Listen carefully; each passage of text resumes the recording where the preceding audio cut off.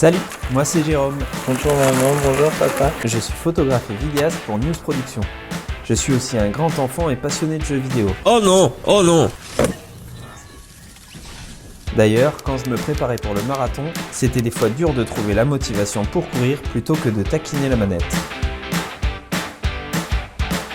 Pour joindre l'utile à l'agréable, j'ai décidé de me lancer dans le streaming. 1, 2, et là j'ai évidemment pas le son. Tu vas pas manger? Salut à tous, bienvenue dans cette nouvelle vidéo. Alors si toi tu es un bébé streamer ou si simplement tu es intéressé un petit peu par savoir comment on a fait notre setup de streaming, cette vidéo elle est faite pour toi. Vous l'avez vu dans la dernière vidéo, on s'est un peu planté, on s'était dit allez, dans la journée on va réussir à faire en sorte que le streaming fonctionne et qu'on arrive à diffuser notre premier live à midi. C'est un peu compliqué parce qu'il y a énormément de choses à prendre en compte pour réussir à faire du streaming.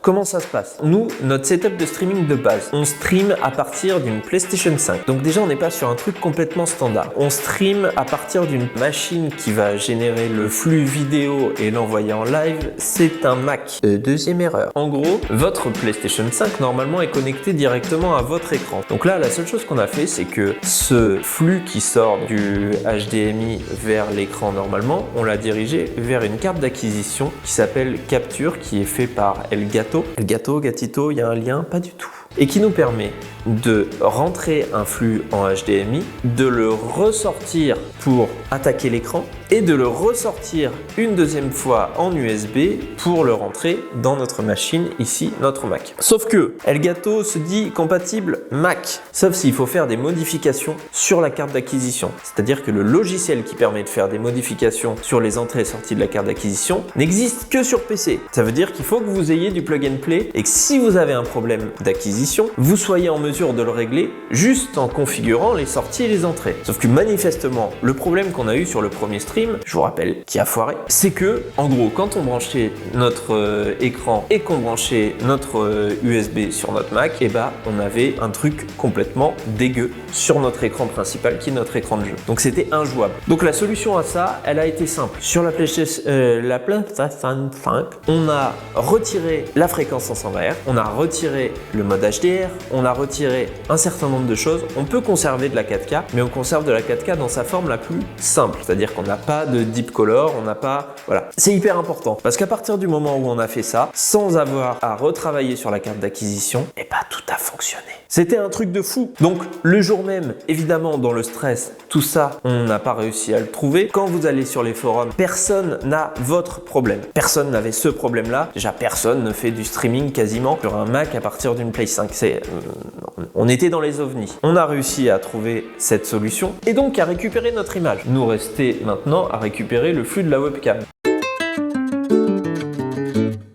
Donc on s'est dit, on va incorporer la caméra qui est juste ici. C'est une Legria de Canon qu'on avait en stock, donc ça nous permettait d'éviter de faire des achats, qui est plutôt pas mal, qui encaisse bien les différences de lumière, donc c'était parfait. Sauf que, évidemment, le flux de cette caméra, pour le récupérer en USB, il fallait repasser par une deuxième carte d'acquisition. La carte d'acquisition qu'on a choisie pour récupérer le flux de la caméra, c'est de nouveau Elgato qui produit ça, la Camlink 4K, donc qui permet potentiellement de récupérer un flux en 4K. On rentre le HDMI dedans et on le branche en USB direct sur notre utilitaire, donc là notre Mac. Là on avait accès au logiciel qui nous permet de modifier les informations directement sur Mac. Pourquoi ne pas l'avoir fait pour le Capture? Ça vous ne le comprendrez jamais. Zéro problème. Et évidemment le son n'est pas utilisé à partir de ça.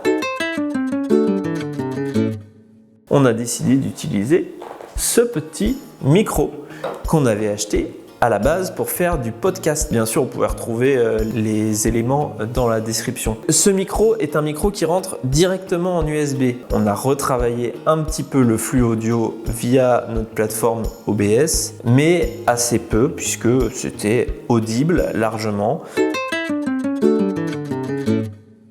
Ce que vous envoyez sur Twitch, c'est un lien vidéo complet. C'est-à-dire que vous avez tout qui est embarqué dedans. Vous avez votre image de console, vous avez votre caméra à vous, vous avez l'ensemble des sons et vous avez les habillages éventuels. Et tout ça n'est pas généré sur Twitch directement. Nous, ce qu'on a choisi, c'est un logiciel qui s'appelle OBS Studio, qui est disponible autant sur Mac que sur PC et qui permet de faire du mélange vidéo. En gros, de l'acquisition vidéo d'un côté, donc on récupère des sources, on les mélange et on vient incorporer des habillages éventuels. Donc on a rajouté un dernier élément, c'est ce qui s'appelle un Stream Deck. Alors là, on est sur la version la plus petite du Stream Deck. C'est un petit utilitaire qui va nous permettre de lancer nos scènes. Enfin, il permet de faire tout ce que vous voulez faire, vous créez vos actions. Ce Stream Deck va nous permettre d'ajouter du son par exemple sur nos transitions, de lancer nos transitions et de lancer la scène suivante. Si je veux juste lancer la scène discussion, si je veux lancer la scène pause, si je veux lancer du sonore pendant mon live sans bouger mes scènes, c'est possible. Évidemment, une fois que tout est configuré dans OBS, il y a juste à faire commencer le streaming. Et si OBS est linké correctement à notre plateforme Twitch, à notre plateforme Facebook, à notre plateforme YouTube, à notre plateforme TikTok, et bien à ce moment-là, ça fonctionne. Donc nous, la seule chose qu'on a fait, c'est qu'on a rajouté un iPad pour avoir accès à la gestion du stream pendant le live, pour ne plus toucher au Mac. Donc voilà, comment on a essayé de faire vraiment du streaming pour débutants. C'est-à-dire que tout ça doit évoluer au fur et à mesure avec nous. Ce qu'on a pris, c'est quasi le minimum. Évidemment, on a travaillé aussi un petit peu le décor pour que ce soit streamer friendly. Et je trouve qu'on sort un truc qui est plutôt de bonne qualité. Si vous avez des questions, si vous voulez les références, elles sont dans la description, mais si vous voulez des conseils sur comment vous lancer, dans la mesure où on est capable de répondre, on vous les donnera et ce sera avec un grand plaisir. Pour ça, rendez-vous sur notre Discord. Le lien est en description. Après une petite pause bien méritée, les lives reprennent sur Twitch. Mon pseudo, c'est Gatito Newsprod et j'espère qu'on pourra jouer ensemble. Comme on dit sur le live, miaou sur vous!